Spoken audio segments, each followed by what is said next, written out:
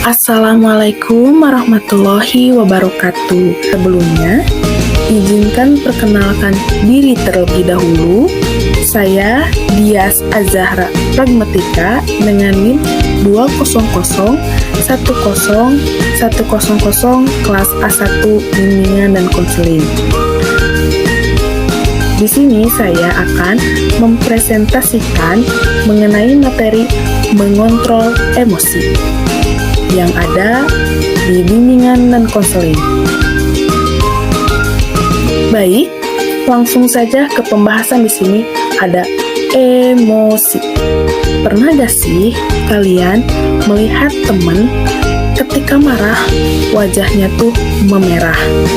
Atau pernah gak sih kalian ketika marah jantungnya deg-degan tak menentu? Atau pernah gak sih kalian melihat orang membanting pintu dan sebagainya? Apakah ini semua termasuk emosi? Langsung aja kita simak videonya. Emosi. Kalian pernah ngalamin kayak gampang marah, emosian, mood-moodan, kadang sedih tiba-tiba? Pernah ngalamin semua itu gak? Jadi, apa itu emosi? Emosi adalah reaksi kita terhadap seseorang atau kejadian yang melibatkan pikiran, perasaan, ataupun tindakan. Jadi, semua emosi yang keluar dari diri kita adalah emosi, entah itu bahagia, gembira, marah, sedih, kecewa, semuanya adalah emosi. Karena emosi terbagi menjadi dua. Emosi ada dua, yaitu positif dan negatif. Emosi positif, semua emosi yang membahagiakan. Sedangkan negatif, semua emosi yang menyedihkan, mengecewakan, marah, sedih, takut. Oke. Contohnya, ketika teman-teman di jalan terus ketemu seseorang yang teman-teman suka, pasti langsung hati menjadi berbunga-bunga. Nah, itu contoh emosi positif. Kalau contoh emosi yang negatif, ketika kalian sedang mengantri, tiba-tiba ada orang langsung menerobos begitu saja. Auto dong kalian langsung marah. Nah, itu yang disebut dengan emosi negatif. Nah, teman-teman, di sini juga ada dampak ketika kita memendam emosi. Yang pertama, akan memicu kecemasan klinis, akan sering lupa, dijauhi oleh orang-orang sekitar. Produktivitas kita akan menurun, menaikkan tekanan darah atau hipertensi, stres meningkat menuju burnout, tidak mau berpikir jernih, akan merusak relasi, otot-otot akan sering menegang terutama sekitar leher dan pundak, memicu penyakit jantung, kesulitan berempati atau pengertian pada orang lain. Nah, di sini ada cara untuk mengekspresikan emosi kita pas lagi marah.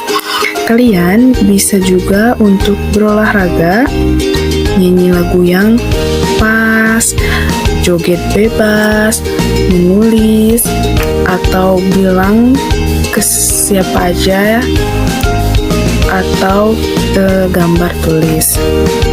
Ini juga disebut self-healing.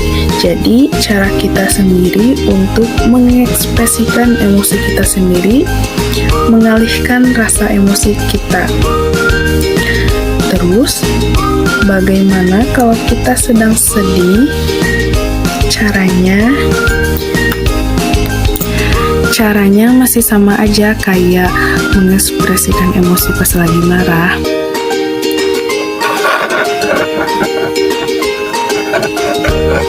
Cuma setiap orang itu berbeda-beda untuk mengekspresikannya. Ada yang ketika suka makan enak, dengan lagu favorit, curhat ke teman, menulis, atau mending tidur aja untuk melupakan emosi itu atau nangis sampai lega. Nah, setiap orang itu berbeda-beda ya untuk cara mengekspresikan emosinya. Nah, terus ketika kita emosi, kebahagiaan, apakah kita perlu mengekspresikannya? Ya perlu dong, asalkan mengekspresikannya sewajarnya saja. Cara terbaik mengekspresikan emosi pas lagi bahagia adalah berbagi kebahagiaan dengan orang lain. Contohnya ketika kita di sekolah menraktir teman atau menolong sesama kita di lingkungan dan sebagainya. Bagaimana? Mudah bukan cara mengekspresikan emosi, baik positif ataupun negatif. Yang penting saat kita mengekspresikan emosi benar-benar harus terkontrol dan terkendali. Mengapa kita harus mengendalikan emosi? Karena emosi yang berlebih hanya akan yang pertama membuat penyesalan, menyakiti hati orang yang sayang ke kita, menambah masalah baru, merugikan diri sendiri, dan dijauhi oleh orang-orang terdekat. Bagaimana cara mengontrol emosi? Kita bisa melakukan yang pertama, diam sejenak. Tarik nafas dan hembuskan perlahan. Berhitung dalam hati atau kita bisa zikir, menjauh dari tempat yang membuat emosi, tenang dan berpikir solutif, lampiaskan dengan hal yang positif, anggap semua baik-baik saja. Nah, bagaimana mudah kan kita belajar lebih banyak untuk mengontrol emosi diri kita. Nah, untuk pembelajaran tentang bagaimana mengontrol emosi, semoga bermanfaat. Sekarang, apa nih kira-kira setelah melihat video ini? Apa yang akan teman-teman lakukan ketika sedang sedih atau marah, atau yang kedua sedang bahagia? Oke, cukup sekian pembahasan dari saya. Mohon maaf apabila ada kesalahan dari kata-kata. Saya cukupkan sekian dan terima kasih. Bye-bye.